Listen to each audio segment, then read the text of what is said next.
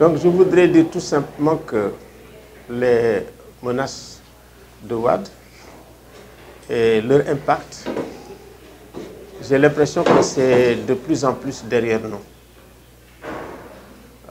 Parce qu'il y a eu beaucoup d'interventions sur le plan national déjà.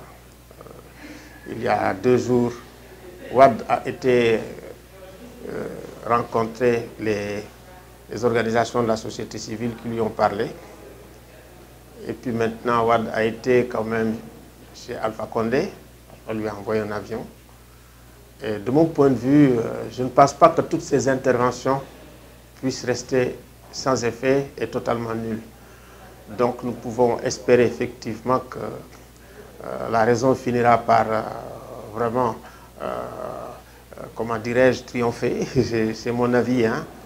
Et je pense que par rapport à ça, je pense que Wade va peut-être revenir à de meilleurs sentiments. On comprend sa colère, hein, liée effectivement à l'exclusion de Karim Wade de cette consultation électorale essentielle. Donc, c'était une réaction plus ou moins attendue de la part de Wade, de son parti. Mais je pense qu'aujourd'hui que de plus en plus, la colère, les menaces sont derrière, et je pense qu'il n'y a pas à avoir peur aujourd'hui pour Wade.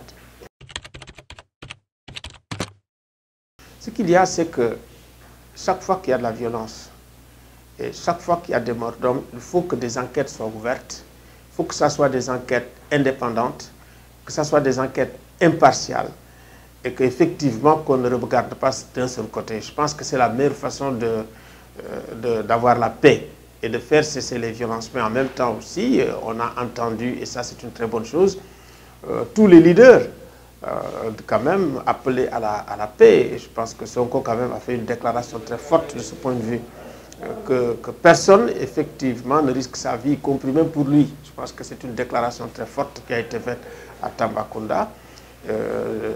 Les Macky Sall, les Idrissa Seck, je suis leur campagne, Madi Kenyan, Issa Sall, tout le monde appelle aujourd'hui à la paix.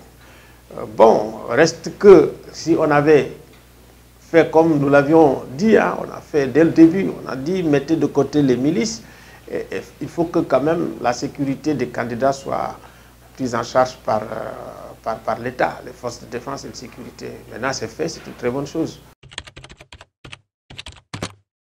Écoutez, c'est l'environnement, c'est le grand absent de cette campagne électorale. Quand même, Dakar fait partie des villes les plus polluées au monde. Il y a beaucoup de maladies respiratoires avec effectivement le carburant toxique, on le sait. L'érosion marine avec, comme on dit, la montée des eaux, le changement climatique. On n'a pas parlé de ça, le pacte climatique, tout ça. Ça commence à avoir...